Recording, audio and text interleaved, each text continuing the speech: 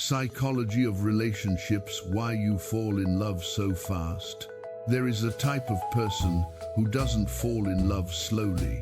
They fall, not because of a lack of intelligence, not because of a lack of experience, but because of an invisible mechanism that activates before they even notice.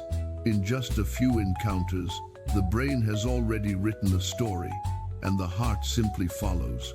But here is the problem. What you call fast love might not be love at all. It might be something else. And once you understand what it is, you may never see your own emotions the same way again. Because there is a psychological pattern guiding your emotional choices without asking permission. And no one has explained it to you yet. But why? The invisible problem, a phone notification, a simple message, hey, the heart beats faster than it should. The brain immediately starts filling in the gaps, tone, intention, future. You don't even know the person yet, but you already feel something. It feels romantic, but it can also be dangerous because it's not about the other person. It's about what your mind does with emptiness. And emptiness is where imagination builds everything. Have you ever noticed how some people seem perfect at the beginning? They didn't change. You filled in the blanks. But there is something even more concerning. Why do some people fall in love in days, while others take months or years? And why do those who fall faster often suffer more? Maybe the problem was never love. Maybe it's something else. The mental trap. There is a psychological mechanism called emotional projection. Your brain doesn't see people, it sees patterns. When someone activates an old emotional pattern, safety, attention, validation, the brain interprets it as connection, even if it's just a repetition of something you have already lived before. And here is the silent trap. You don't fall in love with the person, you fall in love with the feeling they trigger. But there is something even deeper. In some cases, the brain confuses intensity with compatibility. The stronger the initial emotion, the more real it feels. But intensity is not depth. And there is another detail. Dopamine. Dopamine doesn't reward love. It rewards expectation.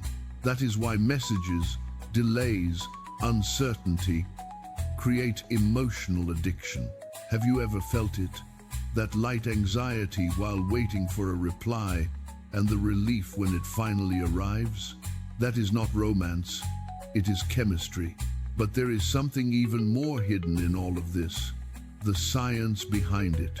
Neuroscience research shows that the brain activates similar regions in intense passion, anxiety, obsessive behavior. In other words, the brain does not clearly distinguish passion from emotional threat. The limbic system takes control. Meanwhile, the prefrontal cortex responsible for judgment loses strength. That is why you can say, I know this isn't good for me, and still feel drawn to it. There is a classic behavioral psychology experiment. When reward is unpredictable, the brain becomes more dependent. This explains unstable relationships that feel addictive, but no one talks about it directly, because it is uncomfortable to admit that sometimes what we call love is just a dysregulated reward system. But then a dangerous question appears. If this is not love, what is it? Here is the part that changes everything. When you fall in love quickly, most of the time, it is not about connection. It is about emotional familiarity. Your brain does not seek the best partner. It seeks the most familiar pattern. Even if that pattern is pain, even if it is abandonment, even if it is insecurity. Because the brain prefers the familiar over the healthy. And this creates a silent cycle. You feel something strong. You believe it is destiny. You get involved quickly. And then you realize something doesn't fit. But by then it is too late, because the emotional bond has already formed. And here is the most unsettling part. Not all emotional intensity is love. Sometimes it is just your nervous system trying to repeat the past with a new face. But there is a way to break this cycle. It is not about stopping feelings, it is about learning to observe before attaching. When someone triggers something intense in you, don't only ask, "What do I feel?" Ask, "Why is this so intense, so fast?" Because healthy love does not start like a storm. It starts with clarity. Another essential shift. Allow emotional silence. Emotional silence reveals what intensity hides, and over time, something changes. You begin to differentiate real connection versus emotional activation, and everything changes. Because for the first time, you are not reacting to emotion. You are observing it. There is something deeply human about wanting to be loved quickly.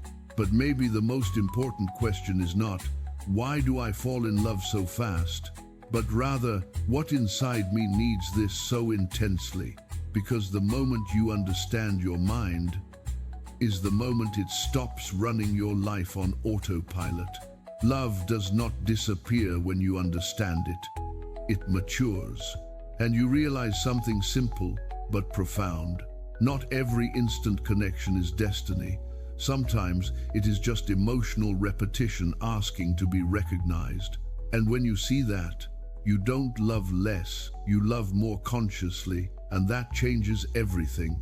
The brain doesn't choose what is best. It chooses what feels familiar. And until you understand that, you will keep calling repetition destiny. Now think honestly. When was the last time you confused intensity with love? If this made sense to you, comment, because your answer might help someone else recognize their own pattern. And if this kind of content speaks to you, keep following, because what you still don't understand about yourself may be controlling your decisions today.